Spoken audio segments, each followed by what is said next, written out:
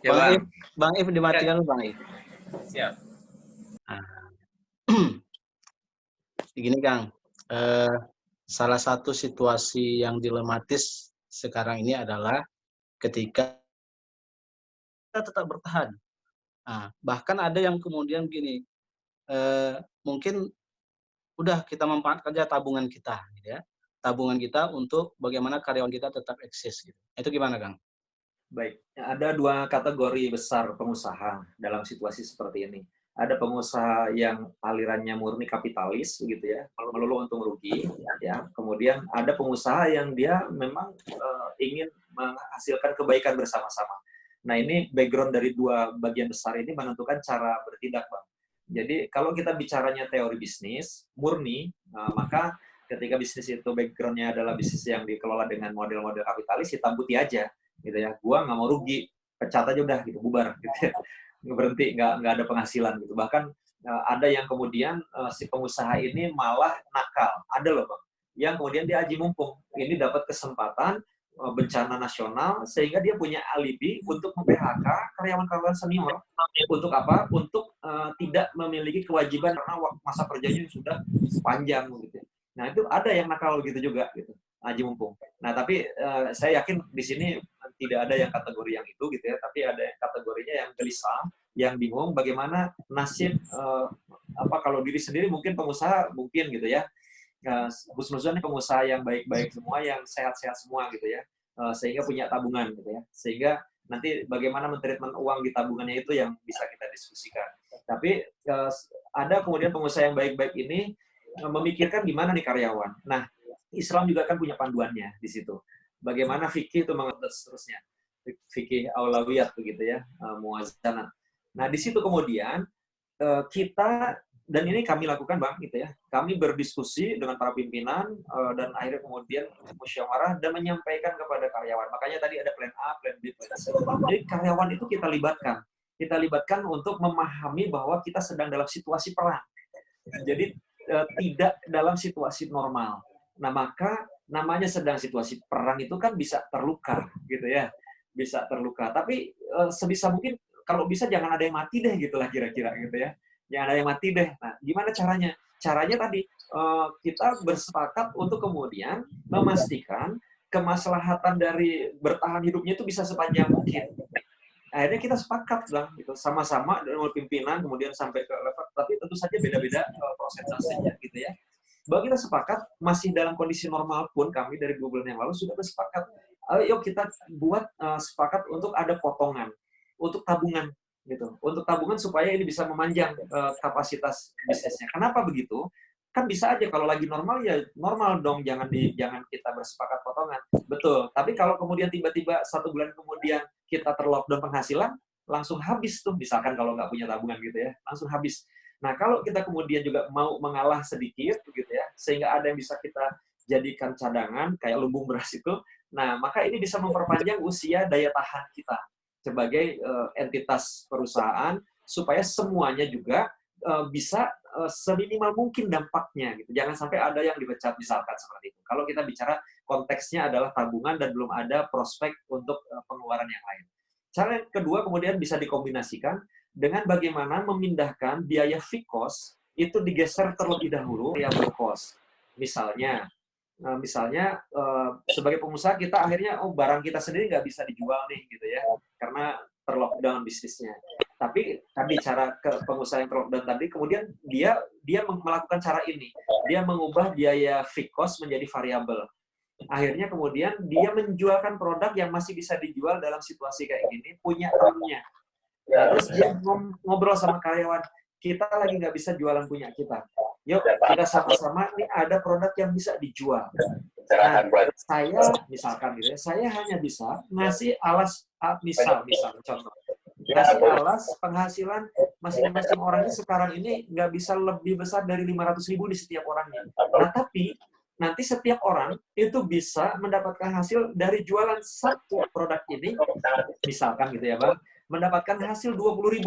Jadi kalau teman-teman bisa jual 50 aja sebulan, itu bisa dapat 1 juta. Maka 500 yang dari perusahaan, dan yang 1 juta itu dari hasil teman-teman sendiri bergerak. Nah, kalau bisa jual 40, ya tinggal kalikan aja. Jual 60, jual 100, tinggal kalikan aja.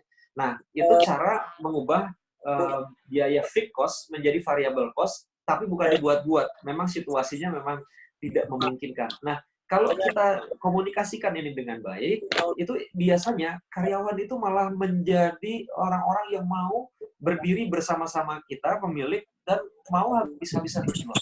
Yang sudah-sudah yang saya cermati di kami, di teman-teman begitu ya, yang kemudian melakukan antisipasi dengan melibatkan karyawan dan memahamkan dalam konteks yang memang real, bukan diada-adakan, itu karyawan tuh ngebelain, Bang. Mau gitu. Kenapa? Mungkin karyawan ada yang bilang begini, Bang Sabar, kan Bang Sabar tabungannya ada, jual kayak tanah yang 10 itu, jangan disimpan semua gitu ya.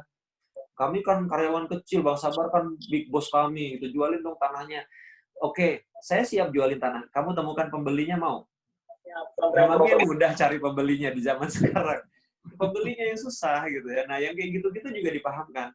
Jadi bahwa ikhtiar itu boleh, Bang, gitu ya. Untuk kemudian pengusaha juga ada yang mengubah asetnya untuk menjadi uang, tapi masalahnya nggak mudah. Orang semua sekarang teorinya sama, tanda kutip gitu ya, nahan uang, kecuali mereka yang memang lagi kebanyakan uang atau memang bisnisnya investor, investasi. Maka dia akan ngelirik sekarang ini lagi ngincer-ngincer, Bang, itu. Wah, mana nih aset yang jatuh, yang jadi murah, dan seterusnya, dia lagi ngincer-ngincer kalau yang bisnisnya memang investasi. Kalau orang gitu, Bang.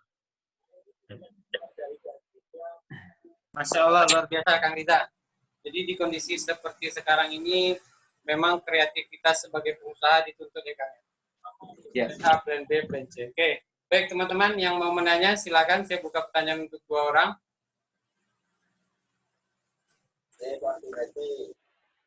Halo? Apa teman-teman ada yang mau bertanya? Waalaikumsalam. Waalaikumsalam, silakan Pak. Ya, Mas Reza. Ya. Izin bertanya, saya dari YMI Parfum. Di sini ya, YMI Parfum. Ya baik, silakan Pak. Pertanyaannya Pak. Pertanyaannya, kita dalam kondisi begini memang harus kolaborasi bisnis. Karena kita kalau hanya fokus kepada satu sisi produk kita, itu mungkin tidak berjalan optimal dan cash flow kita akan terus turun. Nah, sekarang, Masya Allah, dengan ilmu yang Mas sampaikan ini, Alhamdulillah 2-3 hari yang lalu kita dapat orderan. Tapi saya tidak punya produknya. Mungkin ini bukan pertanyaan, tapi lebih pada sharing.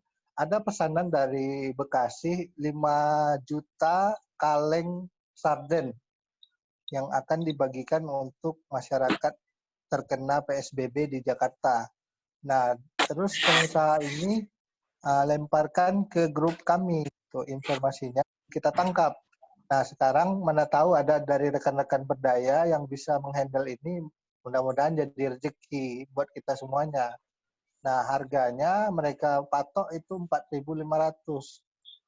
Nah, gitu. Apakah strategi seperti ini bisa menjadi solusi menurut Kang Reza atau akan menjadi nambah kerjaan gitu, Kang? Makasih. Baik. Ya, kalau dia cash and carry itu silahkan, boleh. Maksudnya cash and carry itu begini, kalau perlu bahkan biaya produksi modal itu sudah dibayar di muka semua. Misalkan 5 juta kaleng sarden. Udah di DP-in 50% di awal katanya begitu. Betul. Jadi kalau DP itu kan belum tentu menutup ya. Jadi gini, sebisa mungkin negosiasinya ini perlu hati-hati di masa-masa seperti ini. Itu kalau memang itu resource-nya, ordernya, track record dari yang mengordernya terpercaya, bisa kita lacak, gitu ya, bisa kita pastikan bahwa itu kalau hadis itu sahih gitu, memang betul itu. Nah itu dan dengan angka yang sangat besar seperti itu, kira-kira begini, kalau saya sebagai pengusaha, saya akan bicaranya sederhana. Pengusaha yang membutuhkan suplai 5 juta kaleng sarden,